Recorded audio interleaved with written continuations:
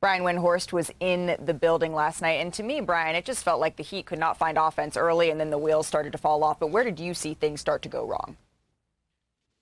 Well, their game plan, Malika, was to make Jokic mostly a scorer from the start, and it got exploded. As soon as Michael Malone saw the starting lineups come in and that they were going to stick with the small starters that they used against the Celtics, which meant Caleb Martin and Max Strus as the forwards, he activated his enormous size, went to Aaron Gordon in the post, and it's hard to make Jokic only a scorer when he has the advantage by throwing the ball to Gordon in the post. And so that was a huge issue. Obviously, it was mitigated by the fact that they couldn't make an open shot. But the size bothered them at both ends, Malika, because when the Heat were on offense, they just did not drive against it. I'll go so far as to say they were intimidated by the size differential that they were facing with Aaron Gordon and Michael Porter. Michael Porter Jr.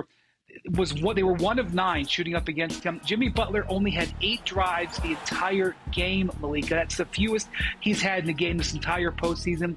That's why they only had 2 free throws. They wouldn't drive and challenge and look for contact because of the size. So that's a huge factor that's going to go deeper into this series. Can we dive a little bit more into Jimmy Butler here, Brian? Because he is, for all intents and purposes, the head of the snake here. What exactly did you see that slowed him down? Yeah, I don't want to guess at the health of that ankle, but ever since he turned his ankle against the Knicks in round 2, he hasn't shown the same explosive ability that he showed in that Milwaukee series where he was just putting up iconic games on top of each other. And in the last series against the Celtics, when Boston went with Jason Tatum or Robert Williams as his primary defender, or even a little bit of Al Horford, he wasn't as successful challenging and going to the rim. He really stuck with those step backs and outside shots. And that's what the Nuggets did. They followed the Celtics game plan. They put Aaron Gordon on him as much as possible, and he just didn't attack the size. So he knows it. After the game last night, he mentioned it. He knows he's got to be more aggressive. He knows he's got to force them to defend him with some contact and let him get to the line. Getting to the line is a huge part of his game. He cannot be effective without that aspect of it. So I expect him to make those changes Sunday night. By the way, as you know, Brian, 2 free throw attempts. It's the fewest in a playoff game ever that the Miami Heat had last night. Game 2 is on Sunday on ABC. Brian Windhorst, thanks so much. All right, I'm done with the Debbie Downer. I'm done with the sad Sally. Can you please, Richard Jefferson, give me a reason for optimism in the Miami Heat? Perk, I'm going to come to you on this, big fella. You do all the time. Okay, I don't need your chirping. I want to know give me something that the Miami Heat should feel positive about, because every coach is like, this is what we need to fix, this is what we did well, and this is where we're going to improve. What is it? Well, one, they will not shoot like the way that they did. I think you only could go up from there. I mean, Max Strus was 0 for 9 from 3, 0 for 10 for the game. He won't have another performance like that. But I thought when the Heat tried to pull away, when the Nuggets pulled away, they never stretched it to 25 or 30. The Heat just kept chipping back and getting back into the game without even having a great offensive night. Also, he didn't use his veteran last night in Kevin Love.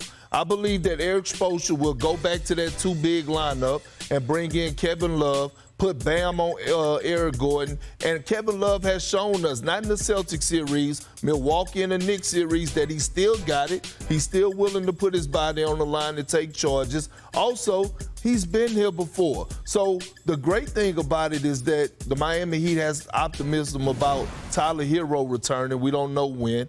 But Kevin Love being on the floor is going to be a big difference for the Miami Heat if Eric Spoelstra decide to go with it. Yeah, especially if you're talking about his shooting, his ability to space the floor to allow for more drives for Jimmy, for Kyle Lowry, for Caleb Martin. So I think that is going to be big for them. But I also want to look a little bit more. We got to take a little bit more look at our guy Cody Zeller. Because if you put Think Landale from the Phoenix Suns. You just want a guy that's going to meet with energy, because there is no stopping Jokic. But what it does is if you play Cody Zeller at the 5, you put Bam, as you said, on Aaron Gordon. Now you've got a rim protector. And look, I'm not going to sit here and question Eric Spoelstra. I'm just saying we saw Cody Zeller getting some time on Jokic, and I think that might be good, especially if you have shooting around him. Because I think it's less about their offense. I think they'll figure out their offense. What they really need is to figure out their defense. Well, I kind of agree with you and I don't.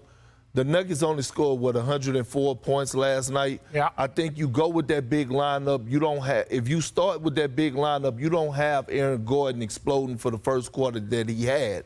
But I'm not comparing Cody Zeller to Landale. The physicality is different between the two.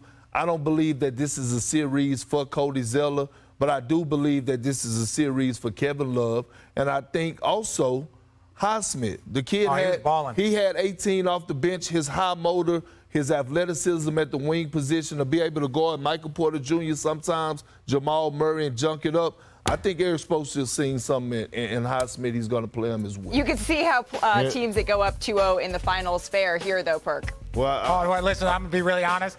Perk could do that, but let's be real. We tried to get him to do it, but they said they were going to need 2 parachutes, so we decided to get it. So